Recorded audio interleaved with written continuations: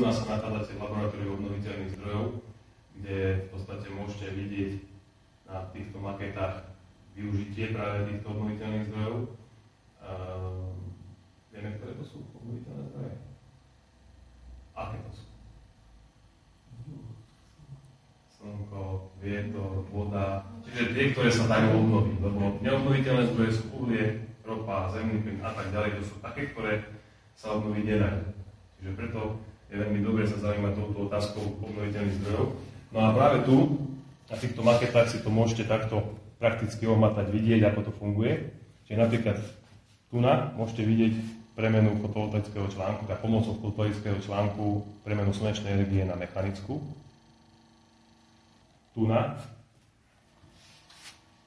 premenu veternej na elektrickú a tu zase premenu slnečnej na elektrickú. Čiže LED dióda sa rozsvietí. Fenomén dnešnej doby je premena alebo rozklad vody na dva plyny, ktoré súbežne potom, ak sa spájajú naspäť, výsledný efekt je vytváranie elektrickej energie pre pohon elektromotočeka, čiže tzv. Rdíčko na vodu.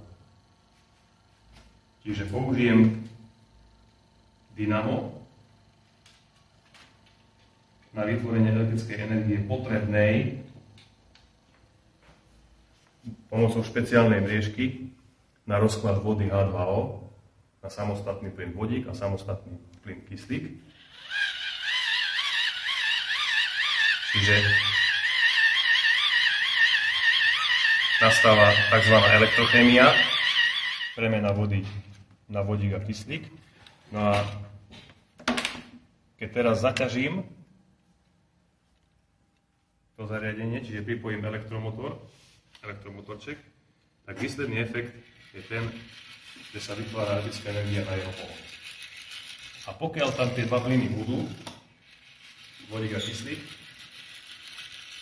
tak Rdíčko sa bude pohybovať, čiže dostáva možnosť pohybovať sa viac menej zadarmo pomocou vody. A tak, ako ste správne spomínali, tu je ďalší obnoviteľný zdroj, taká tzv.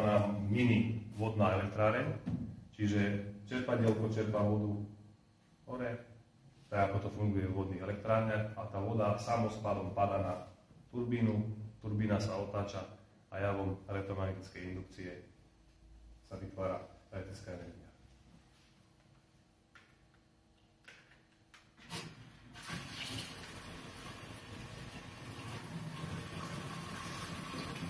Tu nám môžete vidieť, LED dióda je ako indikátor elektrickej energie, že nám bliká, lebo turbína nám vyrába striedavú energiu. Čiže takýmto spôsobom funguje napríklad vodná elektrárna.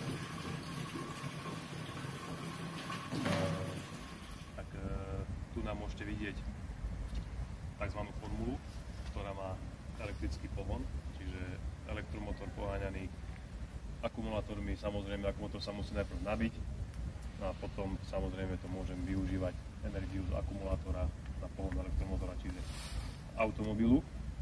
No a toto vlastne zostrojili naši študenti priemyslovky, Šimon a Kohút. No a je to jeden zo zdrojov využívania, ktoré sme si hore spomínali. Môžete si to vyskúšať, ako sa tam sedí, ako sa to jemne ovláda. Nech sa páči. Máte